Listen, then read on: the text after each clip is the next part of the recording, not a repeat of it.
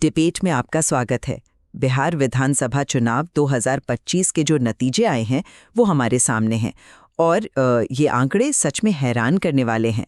राष्ट्रीय जनतांत्रिक गठबंधन यानी एनडीए ने 243 में से 202 सीटें जीती हैं। ये एक ऐसी जीत है जिसे सिर्फ बढ़ी कहना शायद कम होगा। ये तो एक तरह का चुनावी भूचाल है। बिल्कुल। और इस भूचाल के दूसरे छोर पर महागठबंधन है जो महज 35 सीटों पर सिमट गया। तो आज हमारे सामने सवाल सिर्फ ये नहीं है कि एनडीए कैसे जीता, बल्कि सवाल ये है कि इस जीत का असली मतलब क्या निकाला जाए। सही कहा आपने। आज हम इसी पहेली को सुलझाने की कोशिश करेंगे। क्या ये एनडीए के विकास और सुरक्षा के एजेंडे पर जनता की एक तरफा मुहर है? क्या बिहार के मतदाता ने वाकई जाति धर्म की राजनीति को पीछे छोड़ दिया है? या फिर ये कहानी उतनी सीधी है ही नहीं? क्या इस ऐतिहासिक जीत की नींव विपक्ष के अपने ही घर में लगी आग पर रखी गई है? मेरा मतलब है, क्या ये नए तीसरे मोर्चे के कारण वोटों के बंटवारे का एक क्लासिक केस है जिसने एनडीए की राह को आप कह सकते हैं रेड कारपेट में बदल दिया? मैं तो यही मानती हूँ कि ये नतीजा मतदाताओं के भरोसे का सीधा प्रमाण है। ये विकास के लिए एक स्पष्ट जनादेश है। और मेरा तर्क ये रहेगा कि इस जीत का सेहरा एनडीए के सिर से ज्यादा विपक्ष के बिखराव को जाता है। चलिए इसी पर बात करते हैं। जरूर। देखिए, किसी भी चुनाव विश्लेषण की शुरुआत आंकड़ों से होनी चाहिए और यहाँ आंकड़े बहुत कुछ कहते हैं। 202 सीटें, ये कोई मामूली बहुमत नहीं है। ये एक लहर है और ये लहर तब आती है जब जनता और सरकार के बीच एक मजबूत रिश्ता बन जाता है। इस जीत को और पुख्ता करता है पहले चरण का लगभग 65% का रिकॉर्ड मतदान। आमतौर पर देखिए, विश्लेषक कहते हैं कि ज्यादा मतदान सत्ता के खिलाफ होता है, लेकिन मुझे लगता है कि ये सोच अब पुरानी हो चुकी है। अच्छा, तो आप कह रहे हैं कि ज्यादा मतदान इस बार सत्ता के पक्ष में था? बिल्कुल। ये उदासीनता का नहीं बल्कि सक्रिय समर्थन का संकेत है। जब लोग इतनी बड़ी संख्या में वोट देने निकलते हैं तो इसका मतलब है कि वो मौजूदा व्यवस्था को बनाए रखना चाहते हैं, उसे और मजबूत करना चाहते हैं। एनडीए का पूरा अभियान 2 मजबूत स्तंभों पर टिका था, विकास और सुरक्षा। उन्होंने बार बार अराजकता के पुराने दिनों की याद दिलाई और भविष्य के लिए एक स्थिर सरकार का वादा किया। जनता ने इस संदेश को न सिर्फ सुना बल्कि उस पर भरोसा भी किया। इसलिए मेरे लिए ये 202 सीटें और वो 65% मतदान एक ही कहानी कहते हैं। बिहार अब आकांक्षाओं की राजनीति कर रहा है, पहचान की नहीं। आपने आंकड़ों की बात की और मैं भी वहीं से शुरू करूंगा। लेकिन मेरी कहानी उन आंकड़ों के पीछे छिपी है। मैं मानता हूं कि जीत बहुत बड़ी है, लेकिन इसे सिर्फ एनडीए के लिए एक सकारात्मक लहर के तौर पर देखना पूरी सूरत को बहुत ज्यादा सरल बना देगा। असली कहानी तो विपक्ष की चौखट पर लिखी गई है और उस कहानी का मुख्य किरदार है ग्रैंड डेमोक्रेटिक अलायंस यानी जीडीए। इस तीसरे मोर्चे ने बिहार की पारंपरिक 2 ध्रुवीय राजनीति को, जो हमेशा से एनडीए बनाम महागठबंधन रही है, उसे जड़ से हिला दिया। पर क्या एक तीसरा मोर्चा इतनी बड़ी हार जीत तय कर सकता है? बिल्कुल कर सकता है, अगर उसकी रणनीति सटीक हो।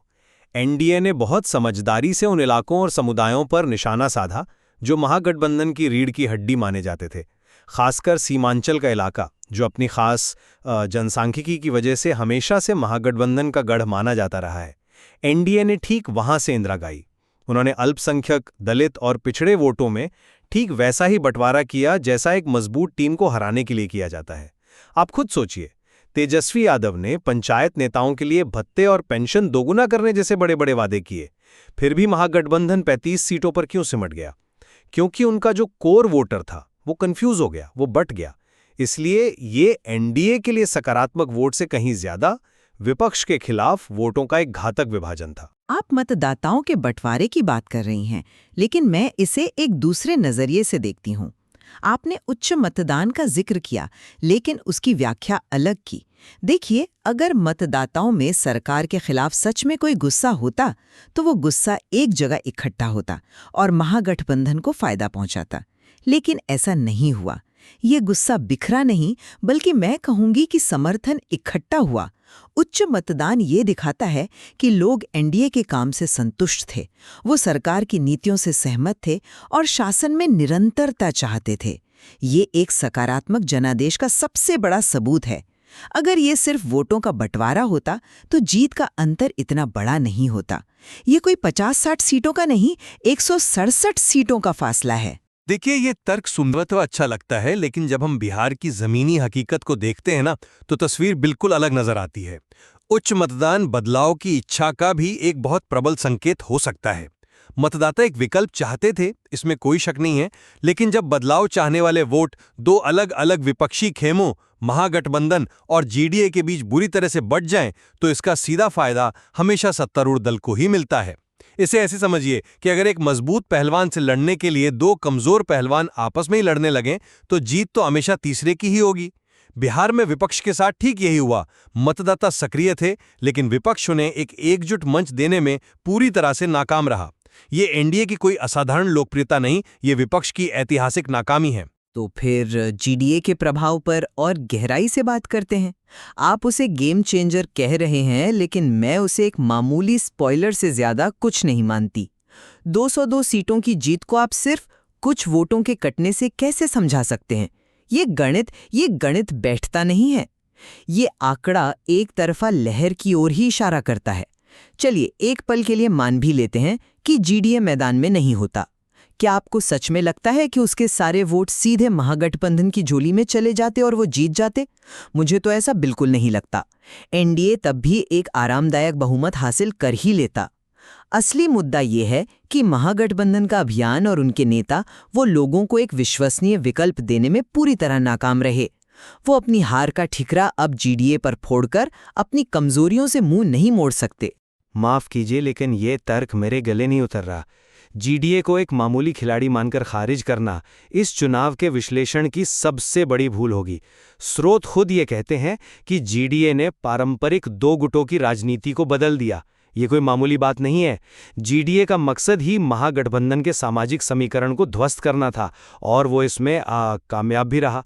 अगर हम आंकड़ों में और गहरे जाएं तो अंदाजा है कि कम से कम 30 से 40 ऐसी सीटें थी जहां एनडीए की जीत का जो अंतर था वो जीडीए उम्मीदवार को मिले वोटों से कम था। ये कोई संयोग नहीं है, एक सोची समझी रणनीति का सीधा असर है।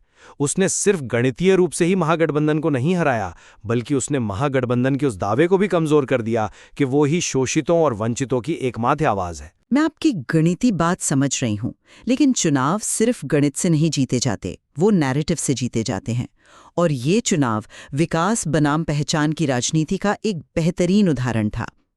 एनडीए ने शुरू से आखिर तक विकास, सुरक्षा और अनुभव का एक बड़ा और व्यापक नैरेटिव बनाया, जो बिहार के हर वर्ग, हर जाति के युवा को संबोधित कर रहा था। वो एक बेहतर भविष्य की बात कर रहे थे। वहीं दूसरी तरफ विपक्ष उन्हीं पुराने कल्याणकारी योजनाओं और सामाजिक न्याय के वादों में फंसा रहा। नतीजे साफ दिखाते हैं कि बिहार का मतदाता अब आगे बढ़ चुका है। वो एक आकांक्षापूर्ण राजनीति चाहता है। एनडीए ने ये नैरेटिव सफलतापूर्वक बेचा और वो जीता। नहीं, इस बात में मुझे कोई दम नहीं लगता कि ये विकास बनाम पहचान की लड़ाई थी और उसमें विकास जीत गया।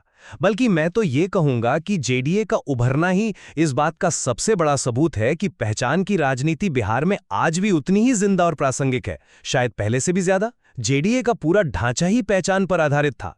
अल्पसंख्यक, दलित, ओबीसी। असल में ये चुनाव हमें ये सिखाता है कि जब पहचान पर आधारित विपक्ष बुरी तरह बढ़ जाता है तो एक संगठित गठबंधन, चाहे उसका नैरेटिव कुछ भी हो, कितनी आसानी से जीत जाता है।